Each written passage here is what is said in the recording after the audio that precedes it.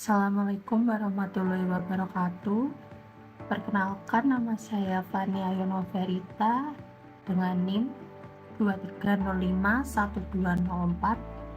23051204070 dari kelas TIB 23. Di sini saya akan menjelaskan tentang jenis-jenis memori komputer.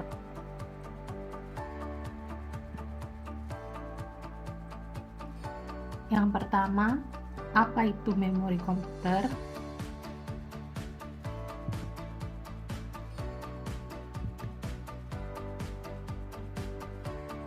Memori komputer adalah komponen perangkat keras yang digunakan untuk menyimpan data dan instruksi yang diperlukan oleh komputer selama operasinya.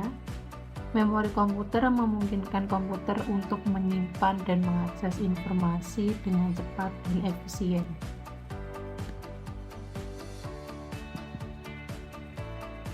Secara umum, memori komputer terbagi menjadi dua kategori utama. Yang pertama, memori utama, primary memory. Memori utama adalah tempat penyimpanan utama yang digunakan oleh komputer untuk menyimpan data dan instruksi yang sedang digunakan secara aktif. Salah satu jenis memori utama yang paling umum digunakan adalah RAM, Random Access Memory, yang memiliki kecepatan akses tinggi dan menyediakan akses acak ke data. Memori utama bersifat volatil, yang berarti data yang disimpan di dalamnya akan hilang ketika daya listrik dimatikan. Kedua, memori sekunder, secondary memory. Memori sekunder adalah tempat penyimpanan tambahan yang digunakan untuk menyimpan data secara permanen dan memungkinkan penggunaan data dalam jangka waktu yang lebih lama. Contoh dari memori sekunder termasuk hard disk drive HDD, solid state drive SSD, dan media penyimpanan eksternal seperti flash drive atau kartu memori. Memori sekunder bersifat non-volatil, yang berarti data yang disimpan di dalamnya akan tetap ada bahkan ketika daya listrik dimatikan. Memori komputer sangat penting untuk kinerja dan fungsi komputer secara keseluruhan. Dalam setiap operasi komputasi, CPU (Central Processing Unit) menggunakan memori komputer untuk menyimpan dan memanipulasi data dan instruksi yang diperlukan. Keseluruhan arsitektur memori komputer, termasuk jenis, kapasitas, dan kecepatan memori yang digunakan, akan mempengaruhi kinerja dan kemampuan sistem komputer. Yang kedua, tugas memori utama komputer. Yang pertama, penyimpanan data. Salah satu tugas utama memori dalam komputer adalah menyimpan data secara sementara atau permanen. Data yang disimpan bisa berupa program yang sedang berjalan, file yang sedang diedit, atau instruksi yang sedang dieksekusi oleh CPU. Kedua, pemrosesan data. Memori menyediakan ruang yang diperlukan untuk melakukan operasi aritmatika, logika, dan manipulasi data oleh CPU. CPU menggunakan instruksi dan data yang disimpan dalam memori untuk melakukan operasi matematika, logika, dan pemrosesan lainnya. Ketiga, pengaksesan data. Memori menyediakan akses cepat dan efisien ke data yang disimpan di dalamnya. Kemampuan untuk mengakses data dengan cepat sangat penting untuk kinerja komputer secara keseluruhan. Jenis-jenis memori seperti cache memory dirancang khusus untuk mempercepat akses ke data yang sering digunakan. Keempat, penyediaan ruang penyimpanan tambahan. Memori virtual memungkinkan komputer untuk menggunakan sebagian dari ruang penyimpanan pada hard drive sebagai tambahan untuk RAM fisik. Ini membantu meningkatkan kapasitas dan kinerja sistem komputer, terutama saat menjalankan aplikasi yang membutuhkan lebih banyak RAM daripada yang tersedia secara fisik. Kelima, pengelolaan memori. Sistem operasi bertanggung jawab atas pengelolaan memori dalam komputer. termasuk alokasi dan dealokasi ruang memori untuk program yang berjalan, serta pengaturan memori virtual untuk mengoptimalkan penggunaan sumber daya. Yang terakhir, memastikan konsistensi dan keandalan. Memori harus dapat menyimpan dan mengembalikan data dengan benar dan konsisten. Kesalahan dalam penyimpanan atau pengambilan data dapat menyebabkan kerusakan pada sistem komputer atau kehilangan data yang penting. Secara keseluruhan, memori dalam komputer berperan sebagai tempat penyimpanan dan pemrosesan data yang mendukung fungsi-fungsi utama komputer dan menjaga kinerjanya secara optimal. Yang ketiga, klasifikasi umum memori komputer. Yang pertama, berdasarkan sifat volatilitas. Memori volatil, memori yang kehilangan data ketika daya listrik dimatikan. Contohnya adalah RAM, Random Access Memory. Memori non-volatil, memori yang dapat mempertahankan data bahkan ketika daya listrik dimatikan. Contohnya adalah ROM, Read Only Memory, dan Flash Memory. Kedua, berdasarkan kecepatan akses. Yang pertama, memori cepat. Memori dengan waktu akses yang cepat, contohnya adalah cache memory dan register dalam CPU. Memori lambat, memori dengan waktu akses yang lebih lambat dibandingkan dengan memori cepat. Contohnya adalah RAM dan memori penyimpanan seperti HDD dan SSD. Ketiga, berdasarkan tipe dan teknologi. Memori magnetik. Memori yang menggunakan medan magnet untuk menyimpan dan membaca data, contohnya adalah HDD. Memori semikonduktor, memori yang menggunakan transistor atau kapasitor untuk menyimpan dan membaca data, contohnya adalah RAM, ROM, dan flash memory. Keempat, berdasarkan lokasi fisik. Memori internal, memori yang terintegrasi di dalam CPU atau di dalam motherboard komputer. Contohnya adalah cache memory dan register. Memori eksternal, memori yang terpisah dari CPU atau motherboard, contohnya adalah RAM, HDD, SSD, dan memori eksternal seperti flash drive atau kartu memori. Yang kelima, berdasarkan peran dan fungsi. Memori utama, memori yang digunakan untuk menyimpan data dan instruksi yang sedang digunakan secara aktif oleh CPU. Contohnya adalah RAM.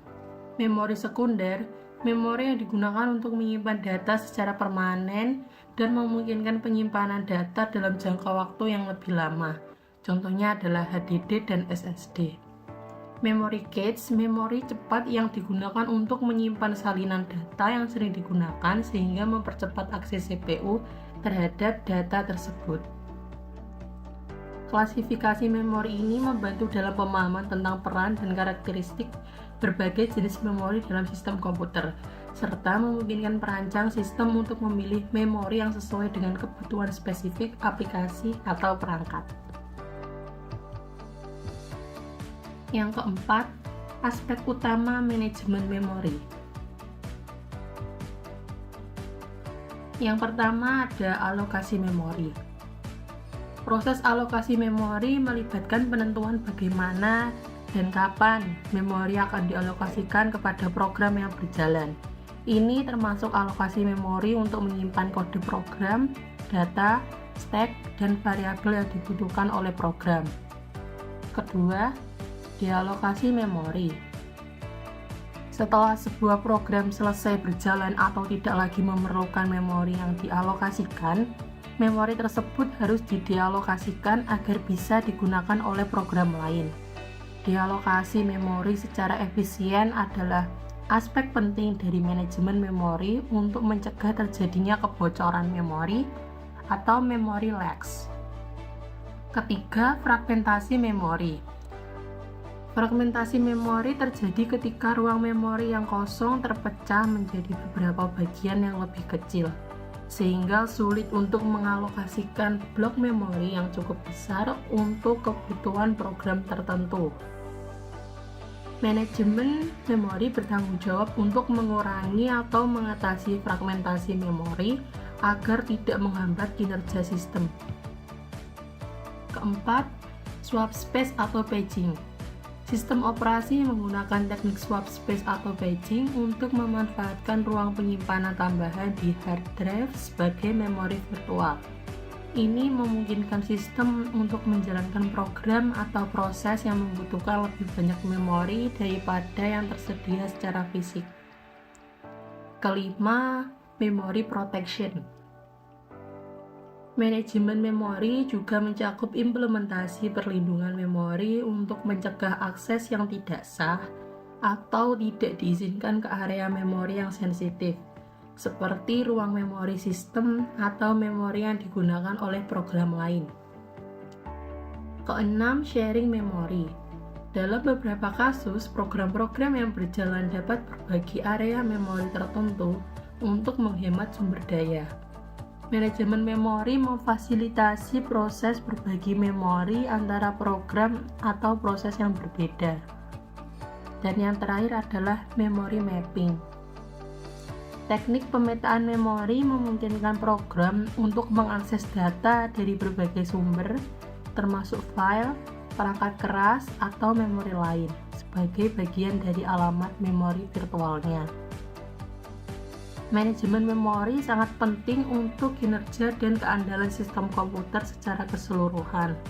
Sistem operasi dan perangkat lunak lainnya seringkali memiliki komponen manajemen memori yang rumit untuk mengoptimalkan penggunaan memori dan mencegah masalah seperti kebocoran memori atau crash system. Yang kelima adalah jenis-jenis memori komputer.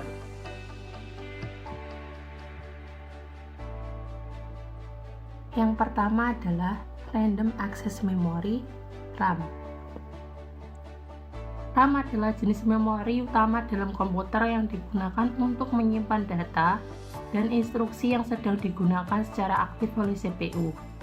RAM bersifat volatil, artinya data yang disimpan di dalamnya akan hilang ketika daya listrik dimatikan. Akses ke data dalam RAM dilakukan secara acak sehingga disebut sebagai Random Access Memory. Kapasitas RAM dapat bervariasi dari berbagai gigabyte hingga beberapa terabyte tergantung pada sistem komputer. Kedua, Read-Only Memory (ROM). ROM adalah jenis memori yang berisi instruksi dasar yang diperlukan oleh komputer saat pertama kali dihidupkan. Isi dari ROM tidak dapat diubah setelah pembuatannya, sehingga disebut Read-Only Memory. ROM menyimpan informasi yang penting untuk memulai proses booting dan menganalisasi perangkat kores komputer. Yang ketiga, Cache Memory. Cache Memory adalah memori cepat yang terletak di antara CPU dan RAM. Tujuan utama dari Cache Memory adalah untuk menyimpan salinan data yang sering digunakan, sehingga CPU dapat mengaksesnya dengan lebih cepat daripada harus mengambil data dari RAM. Cache memory terdiri dari beberapa tingkatan seperti L1, L2, dan L3 cache. Dengan tingkat yang lebih tinggi memiliki kapasitas yang lebih besar tetapi waktu akses yang lebih lambat. Keempat, Flash Memory. Flash Memory adalah jenis memori non-volatil yang digunakan untuk menyimpan data pada perangkat seperti USB flash drive, kartu memori, dan SSD. Flash Memory menggunakan transistor floating gate untuk menyimpan data yang mempertahankan informasi bahkan ketika tidak ada daya listrik. Keuntungan utama dari flash memory adalah kecepatan akses yang cepat, ketahanan terhadap guncangan, dan keunggulan dalam ukuran fisik dan konsumsi daya dibandingkan dengan HDD. Kelima, Hard Disk Drive (HDD). HDD adalah jenis memori magnetik yang digunakan untuk menyimpan data secara permanen dalam komputer. Data disimpan pada piringan magnetik yang berputar di dalam drive dan dibaca atau ditulis menggunakan kepala pembaca yang bergerak secara mekanis. HDD memiliki kapasitas penyimpanan yang besar dengan harga yang relatif murah, namun memiliki kecepatan akses yang lebih lambat dibandingkan dengan SSD. Solid State Drive (SSD). SSD adalah alternatif modern untuk HDD yang menggunakan teknologi flash memory untuk menyimpan data. SSD memiliki kecepatan akses yang jauh lebih cepat daripada HDD karena tidak ada komponen mekanis yang bergerak. Meskipun lebih mahal per gigabyte daripada HDD, SSD menawarkan kinerja yang lebih baik, daya tahan yang lebih tinggi terhadap guncangan, dan konsumsi daya yang lebih rendah. Ketujuh, virtual memory. Virtual memory adalah teknik yang digunakan oleh sistem operasi untuk menggunakan sebagian dari ruang penyimpanan pada hard drive sebagai tambahan untuk RAM fisik.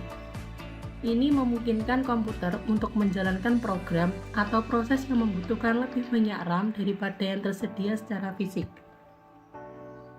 Virtual memory memungkinkan sistem komputer untuk menjalankan aplikasi yang lebih besar dan lebih kompleks tanpa terganggu oleh keterbatasan RAM fisik. Dan yang terakhir adalah register.